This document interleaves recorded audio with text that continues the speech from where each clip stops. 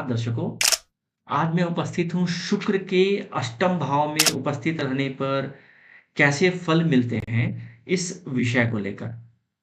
पूर्व में जो मैंने वीडियो बनाए थे, उससे शुक्र के प्रथम से लेकर सप्तम स्थान तक के फल के बारे में बताया हुआ है मैंने।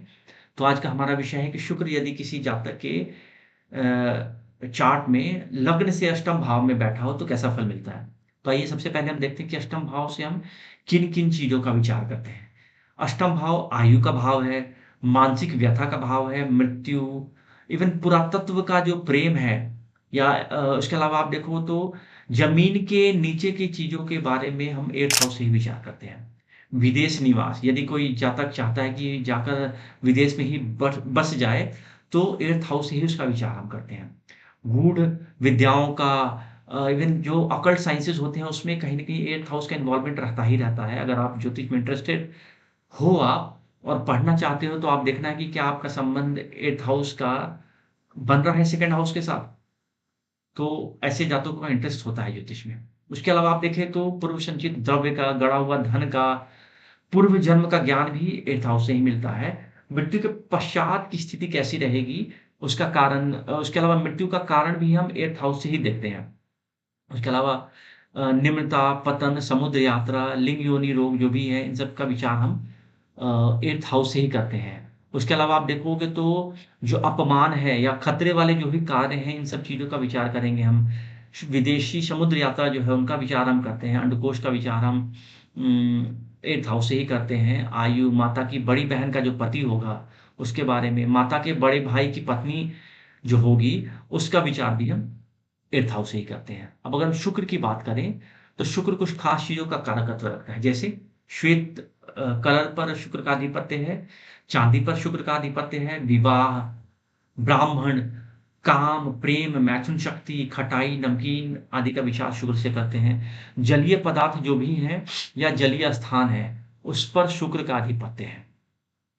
आपकी काव्य शक्ति, साहित्य, मोती, रत्न, आभूषण, जितने सारे जो ऑर्नामेंट्स है, उस पर शुक्र का ही आधिपत्य होता है।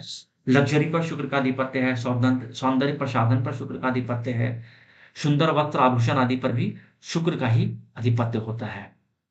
अब अगर बात करें हम कि किस भाव का कारक शुक्र होता है, देखो हर एक भाव के लिए कुछ ग्रहों को विशेष कारकत्व प्रदान किए गए हैं। तो वैसे ही 4, 7 और 12 हाउस का कारकत्व शुक्र को ही दिया गया है। उसके अलावा आप देखोगे तो भोग विलासिता और कामातुरता कितनी है, ये सब शुक्र से ही देखते हैं। स्वच्छता, कोई व्यक्ति कितना स्वच्छ रहना चाहता है, साफ सुथरा रहना चाहता है, ये सब शुक्र की स्थिति से ही पता चलता है। तेजस्विता, सुकुमारता, इवन विदेश यात्रा और वायुयान की यात्रा भी शुक्र से हम देखते हैं। और विश्व सुंदरी का पद शुक्र से आप देखें, संगीत आदि में अभिरुचि आदि का विचार भी हम शुक्र से ही करते हैं। तो ये सब कुछ चीज़ें थी जो कि शुक्र से जिनका हम विचार करते हैं। अब अगर हम बात करें कि किसी जातक के अष्टम भाव में शुक्र बैठ जाए तो कैसा फल देगा? तो लग्न से अष्टम भाव में अगर शुक्र बैठा हो तो ऐसा जातक सुखी रहता है, परंतु जीवन के चौथे वर्ष में कहीं न कहीं माता को कुछ कष्ट होता है। अच्छा, वैसा जातक जिसके अष्टम में शुक्र बैठा है तो मध्यम आयु का होता है। हालाँकि उसकी पत्नी उसकी विशेष हितैषी होती है, काफ़ी उसकी पत्नी उसके बारे में सोचती है, परंतु खुद ही वह असंतुष्ट रहने वाला जातक होता है। हाँ, अष्टम में शुक्र अगर शुभ ग्रह की राशि में हो तो ऐसा जातक पूर्ण आयु वाला होता है ऐसा जातक। और अगर पाप ग्रह की आयु में मतलब अगर शुक्र बैठा हो, तो जातक को अल्पायु प्राप्त होती है। तो ये कुछ योग थे जो कि शुक्र से संबंधित अगर अष्टम भाव में उपस्थित हो, तो अ, उसको बताया मैंने आज। उम्मीद करता हूँ कि चीज़ें क्लियर हो रही होंगी। अगर कुछ रह जाता है, जो चीज़ आपको समझ में नहीं आती है या ज्योतिष संबंधी कुछ डाउट रहता है, तो आप कमेंट बॉक्स में लिखकर ज़रूर पूछ सकते हैं। उम्मीद करता हूँ कि जब ग्रह का ये मेरा सीरीज़ खत्म होगा, तो उसके बाद मैं पराशरी ज्योतिष से संबंधित एक कम पैसे वाला कोर्स मैं डिज़ाइन करके लाऊँगा, ताकि आप कम खर्च में ही ज्योतिष सीख सकें। ये मेरा ध्येय है बेसिकली।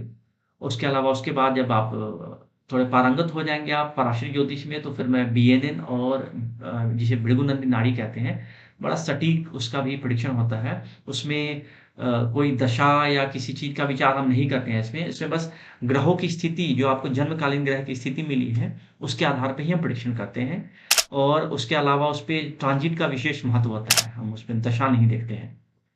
तो उससे बड़ा सटीक उससे प्रेडिक्शन होता है और काफ़ी आसानी से लोग सीख लेते हैं। लेकिन कम से कम बेसिक चीज़ें तो ज़रूर आनी चाहिए आपको। बेसिक नॉलेज आपका ज्योतिष का होगा तो चीज़ों को आप अच्छी तरह से पकड़ पाएँगे। ख़ैर, वो भविष्य की बातें हैं। फिलहाल में हम शुक्र पर हैं, उसी पे अपना ध्यान केंद्रित रखते हैं।